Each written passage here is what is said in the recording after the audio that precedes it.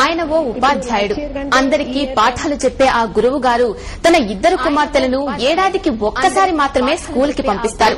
అది కూడా విద్యా సంవత్సరం చివరిలో జరిగే వార్షిక పరీక్షలకే.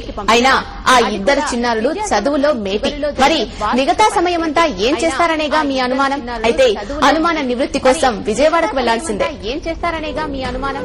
అయితే అనుమాన నివృత్తి కోసం విజయవాడకు వెళ్లాల్సిందే.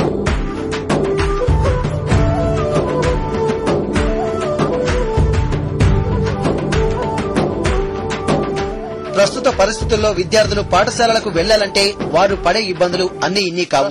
వీపుకు పుస్తకాల బ్యాగు, చేతిలో లంచ్ బాక్స్ ను మోస్తూ ప్రతిరోజు పడరాని కష్టాలు పడుతున్నారు. ఈ కష్టాల నుంచి తమ పిల్లల్ని తప్పించాలనుకున్నాడు విజయవాడకు చెందిన జంగం శ్రీనివాస్ చక్రవర్తి అనే గణిత ఉపాధ్యాయుడు. ఆయనకు ఇద్దరు కుమార్తెలు. పెద్దామె పేరు శిరీష, చిన్నామె పేరు మనీషా. ఈ ఇద్దరు స్కూల్ కెళ్లేది కేవలం పరీక్షలు రాయడానికే. మరి మిగతా సమయంలో ఏం చేస్తారనేగా మీ ప్రశ్న.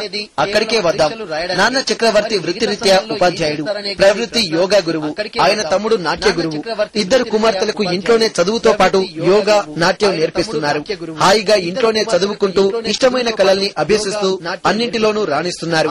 ఇప్పటి వరకు సుమారు 500 నాట్య ప్రదర్శనలు ఇచ్చి అందరి చేత శభాష్ అనిపించుకుంటున్నారు.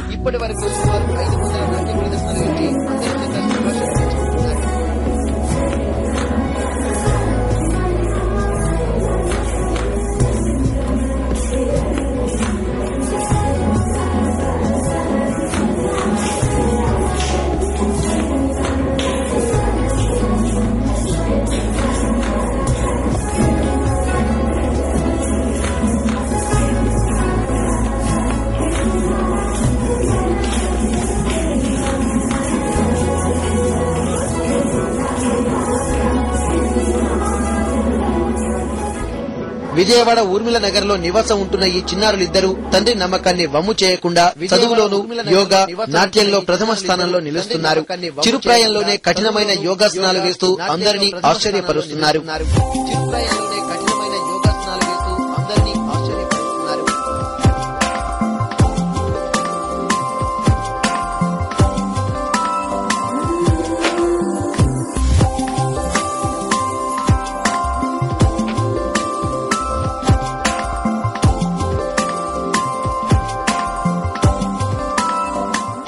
నాట్యం, యోగాతో పాటు అటు శ్లోక పఠనంలోనూ వీరు ప్రతిభ చాటుతున్నారు. ప్రస్తుతం 1500 శ్లోకాలను అనర్గళంగా చెప్పడమే కాకుండా వాటి తాత్పర్యాన్ని కూడా వివరించడం వీరి ప్రత్యేకత.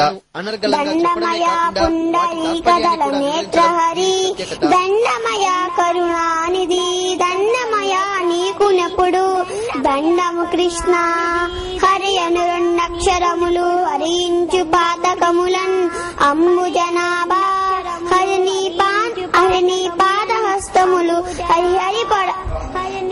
హరిని నామహస్తము హరిహరి పగడంగ వసమే హరి శ్రీకృష్ణ.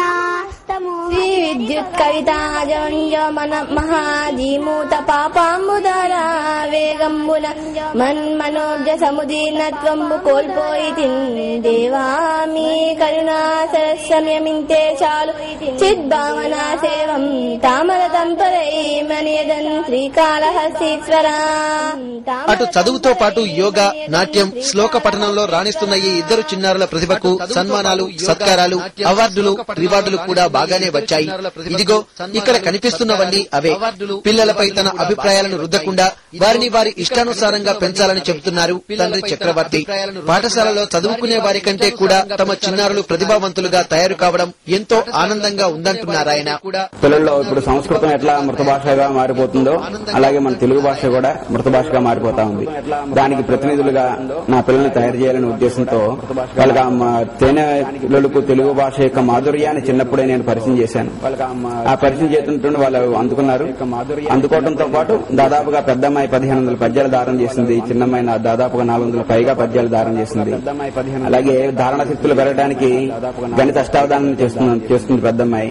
ఇవన్నీ చాలా చాలా చాలా చిన్న విషయాలు. పిల్లల ఆటలను దోచుకోకుండా వాళ్ళ మనసరికి విద్యాబోధన చేస్తే ఎంతో అద్భుతమైనటువంటి మేధాశక్తిని, భావ ప్రకటనని, ఉన్నత ప్రమాణాలని వాళ్ళు స్థాపించగలరు, సమాజాన్ని కూడా మార్చగలరు.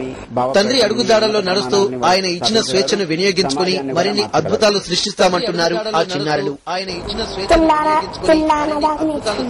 కూచిపూడి జయం తన అంజన సుతుడు, నారాయణ నమో నమో, బ్రహ్మాంజలి, పద్యాలు 5 శతకాలు, డాన్స్, సింగర్, పద్యాలు, యోగా.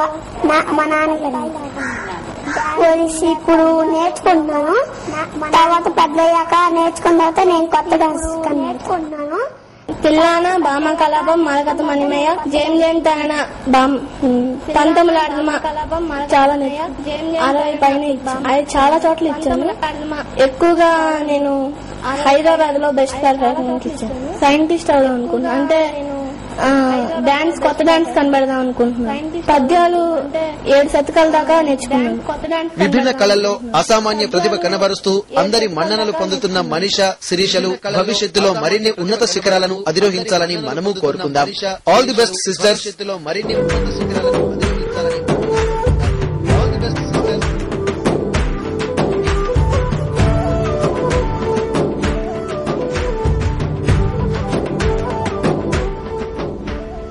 ఇవి వంటి మెట్రో 3 విశేషాలు. తిరిగి రేపటి మెట్రో 3లో మళ్ళీ కలుద్దాం.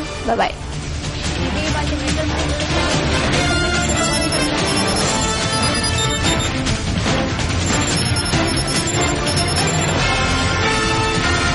ఈ బులెటిన్ మీకు సమర్పించిన